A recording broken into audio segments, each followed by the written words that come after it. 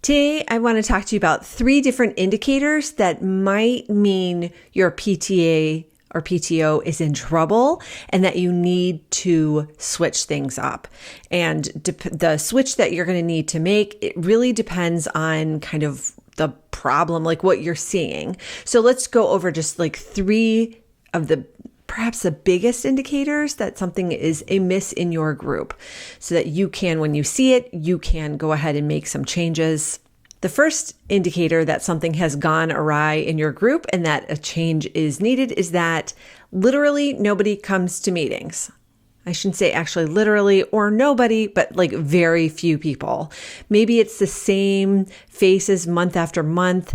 Maybe not even all of your executive board members are showing up. Now, not everyone can be expected to come to every single meeting, but especially for executive board members, those volunteers should be coming to the vast majority of meetings, because the whole point of having them be elected as leaders is that they are giving consistent input and guidance to the group and helping to make decisions and form like the whole goals of the group. And if they're not there, then that means the work and the decisions are falling upon a smaller and smaller group of people, which that is when there are issues, or there can be issues, because first of all, those volunteers are going to get burnt out. And second, maybe their viewpoints, opinions, belief systems, whatever, don't represent the larger groups. And so that there's a mismatch. And so it can further lead the group to get off track.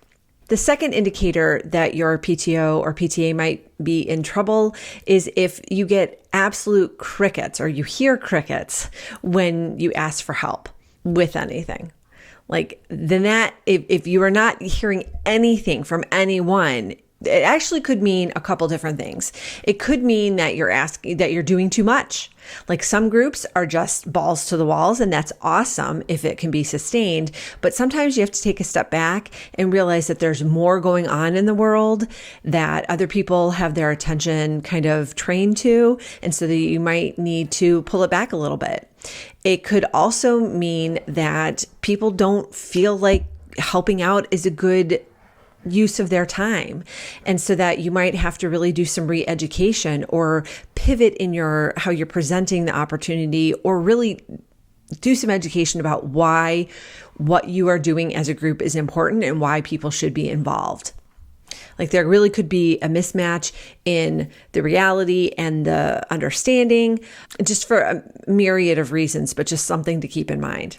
The very last indicator that your PTO or PTA might be in big trouble is that nobody seems to know what the heck is going on. Like there are constant miscommunications. The left hand does not know what the right hand is doing. This can make your group seem like a chaotic mess that no one is willing to touch with a 10-foot pole. So this is probably one of the easier indicators to get a hold of pretty quickly, because the solution really is to get organized. So you're going to want to implement some systems and processes for getting everybody on the same page. So when it comes to you personally as an officer, you're going to want to get a planner. You're going to want to make sure that your officers and elected leaders have officer planners that have not only copies of your group's bylaws and standing rules, but also the calendar for the year, upcoming events, details to keep everybody kind of in the loop. You're also going to want to have some kind of consistent form of communication with the executive team so that you guys can really stay on the same page. Sometimes there are last minute changes for things that come up.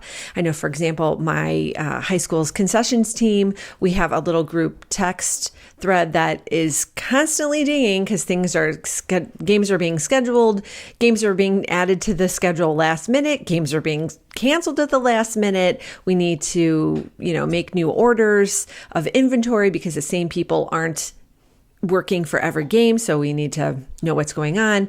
So anyway, you want to have a method of talking with everybody to ensure that everybody stays in the loop. So really the key to getting everybody on the same page is just to communicate better, like more efficiently, be organized. Like you have to know what you're going to say before you're saying it. You need to have a plan that you're following for the year, for the month, for the week, so that you all kind of can work together as a team rather than individual units trying to fill in gaps where they see them. Is there another indicator that you've seen in your group that's maybe had trouble in the past that I didn't list out here? If so, I'd love to hear it. I think more information about things that we should be in tune with as PTO and PTA leaders is super helpful so that we can maintain a strong and healthy group. I so hope you've enjoyed this video, and I hope that you will join me for the next one.